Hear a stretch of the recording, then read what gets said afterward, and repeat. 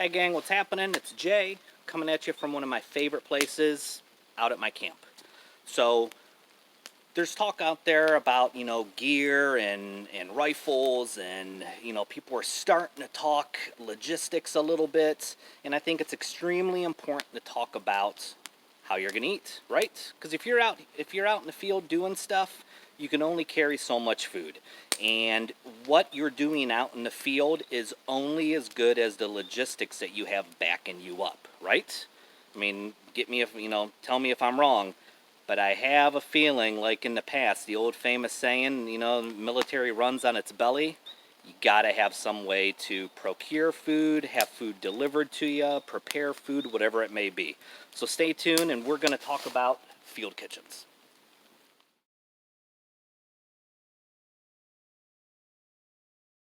All right, guys, field kitchens. This is how I want you to look at it, and this is how I look at it. I could be wrong, I could be right, but this is what's working for me. Anyone ever been a Boy Scouts? Right? Not the weird, crazy, woke Boy Scouts today, but real Boy Scouts, right? We have patrol boxes. You all remember patrol boxes? It was what you carried all your cooking gear in. All your entire kitchen kit was contained within your patrol box. We have a modern day patrol box, but old school, all right? So a bunch of key things that you need when it comes to your field kitchen. Number one, it needs to be mobile, right? Everything you see here can easily fit in the back seat of a car, can fit in the bed of a truck, can fit in the back of a sport utility vehicle. All of this could even be loaded on the back of a golf cart or on a trailer, maybe even a trailer being pulled by a gator or a four-wheeler, what have you. But all of that can be carried on that. Some key things you need. You need some way of cooking food, so some sort of a stove setup, or we have a fire here as well. Either one of those ways works really good. You need some sort of a water supply, right? Number one, you need a water supply for cooking. You need a water supply for cleaning. You need a water supply for replenishing everyone's water in your group. Now, based on the size of your group, there may be 2 of you, 3 of you, 4, 6, 8, 10, 12, whatever it may be. My setup is based off of 4 people. All right, that's one way that it's able to maintain kind of a small size. You can go up to about 6 or 8 out of a setup like this, but that would really be bursting at the seams. So my setup is for 4 guys. So you need cooking utensils, you need pots, you need coffee. You definitely need coffee, right? And a way to cook that coffee. You need food, but all of this is also going to hinge on each individual guy or gal in the group having their own personal mess kit as well. This helps really alleviate a lot of bulk in your field kitchen kit if everyone has their own setup. All right. So water. This is your standard Igloo water buffalo. They make them all different sizes. They make 2 gallon, 4 gallon, 6 gallon, 8 gallon, whatever it may be. In the case of this, when it comes to water, the more you have, the better. Plus, you can bulk treat it, whether you're using iodine tablets or a chlorine mixture. You can treat a big bulk batch of water like this so that everybody has clean water. That's going to be really important as you go down the road. I also have a small folding table here. Small folding table folds up flat. So it can be strapped to your patrol box or your kitchen box if need be. It's nice to have something to set things on. When you're out in the field, you may not have something to set things on. So that's important to have. You also need a food supply. Having some sort of a food supply is huge. These 5-gallon tough boxes from Rural King are perfect for carrying bulk food. They are waterproof to an extent, enough to keep it dry from the rain. But inside, you can keep granola bars, oatmeal, you can keep soups, chilies, Spam, bacon loaf, ramen noodles, you name it, you can put it in there, right? So it's extremely important that we have food for cooking for the guys or gals. You get into your cook setup then. This is just your standard Coleman 2-burner propane stove. It runs off of the small green propane bottles, or they make adapters that you can hook it up to your bigger propane bottles, okay? So while we still have a propane supply, these things are relatively inexpensive to buy, $4 or $5 a piece, and you get quite a bit of time out of them, actually. So that there is your, it's not very loud, it doesn't give off smoke. Those are important, especially in a field kitchen where you may be in maybe a slight bit of a compromised area. We're lucky here that, here I'm going to consider this kind of within a safe zone that, you can cook over a fire, cook on a stove, doesn't really matter. Some sort of a big pot for bulk cooking or bulk boiling of water if you need to. I mean, one of the easiest things you're going to do in a field kitchen is make soups, stews, chilies, things like that. Bulk items that is easy to serve with a ladle. Guys can come through with their mess kits, put it on it, boom, boom, boom, go. You're good. And then you can have laid out granola bars. If you happen to have fresh fruit like apples, oranges, things like that. Coffee going. Pour a cup of coffee. Get a bowl of soup or a bowl of chili, and grab a granola bar or two, and boom, good to go. Right? It doesn't take up a lot, and all that can fit in your food box. So then you get into your actual field kitchen itself. I have to tell you, I love using a field kitchen. I think it's simple. It makes a lot of sense. You can make it out of just scrounged up materials. It doesn't have to be anything fancy. I literally made this one out of a drawer to an armoire that I literally picked up on the side of the road on garbage day. So a little bit of ingenuity. You can get your full cook kit, kitchen, patrol box, whatever you want to call it, right? So some key things that you're going to want in your field kitchen. You're going to want utensils, right? Cooking utensils. You may need spatulas, spoons, ladles, tongs, stirring spoons, whatever it may be. It's nice to have all of that in your field kitchen for whoever's cooking. I like keeping in mine as well. I like keeping some cooking sprays and some odd cups for the guys. Heaven forbid somebody forgets their cup or they don't have it packed in their ruck. You know who you are if you're forgetting stuff like that. That's why we have checklists, right? So it's extremely important that you have those things. Plus, those cups are good for measuring too, if you need certain measurements for things, if you're paying attention to that kind of stuff. Now, after you have like some of your utensils, we have a cutting board. So if you're cutting meat, you're cutting vegetables, things like that, you have some sort of a cutting board for cutting on.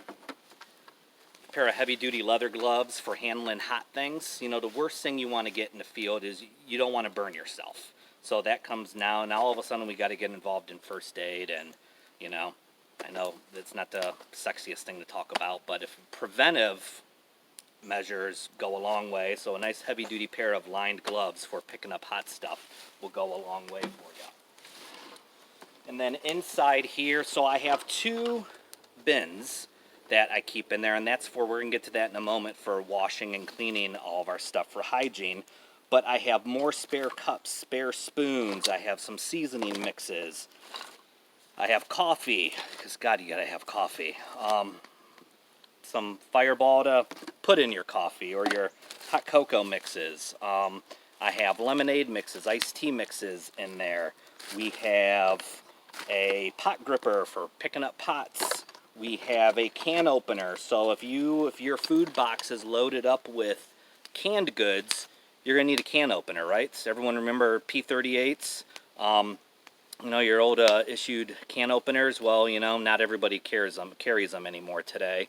You should have them on your multi-tool, your Swiss Army knife, some sort of a can opener, but keep a legit can opener in your kitchen box. We have hot cocoa mix. We have a water bladder in here, a 6-liter water bladder. We have a sponge for washing dishes. We have wet wipes, Clorox wipes, all that hygiene stuff. Everything is in here. And while we have these bins out, I like stackable bins because you can get a lot of them in a small space. This is going to be your cleanup stuff. This is going to be, you're going to have one with hot, clean water and one with hot, soapy water. So literally you're washing, rinsing, and you put your stuff away. It is amazing how many guys and gals get sick so quickly in the field from bad hygiene practices. You gotta stay clean, guys. You have to. I mean, you're shitting in the woods, you're pissing in the woods, you're picking your nose, you're sneezing, you're dirty. You don't always have time. I mean, how many of us think about it, throughout the day about, cleaning ourselves up or whatnot? 3-4 days of that, and you're liable to get the funk, and you don't want the funk.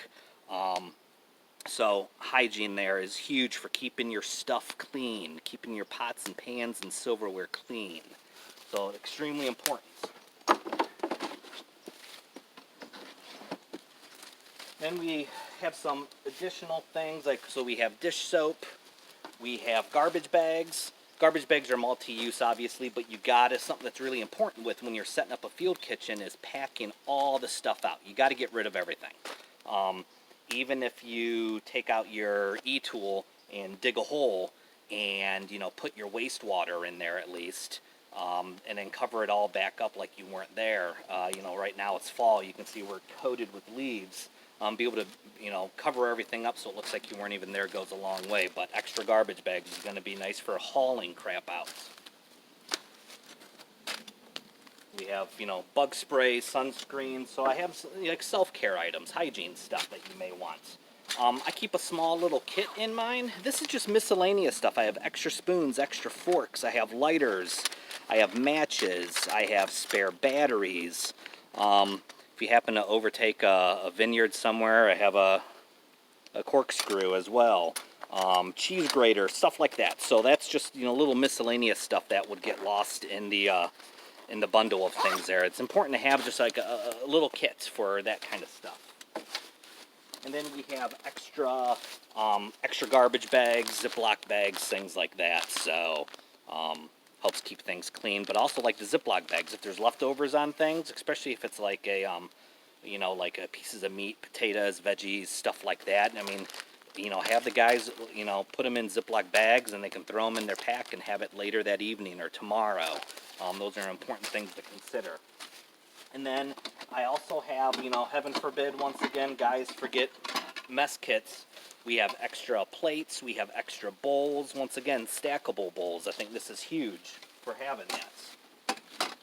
And then we've also got a small cast iron Dutch oven. It's big enough for serving 4 people out of. You can use the lid as a fry pan, so eggs, like out here on the farm. There's chickens and ducks, so obviously you're going to have, a plentiful supply of eggs. That's great for, utilizing local resources for cooking for your field kitchen.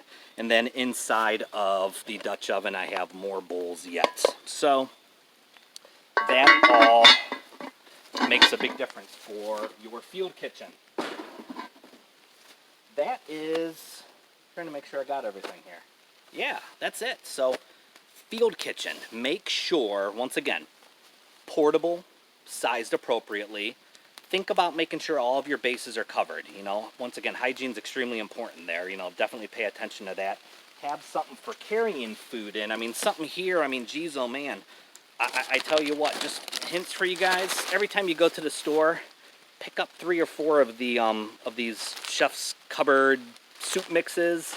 It says it serves 8 people, but I tell you what, you can cut some additional vegetables up in it and put an extra package of noodles in there and cut up a bunch of chicken, and you've got yourself a pretty hearty meal for several guys.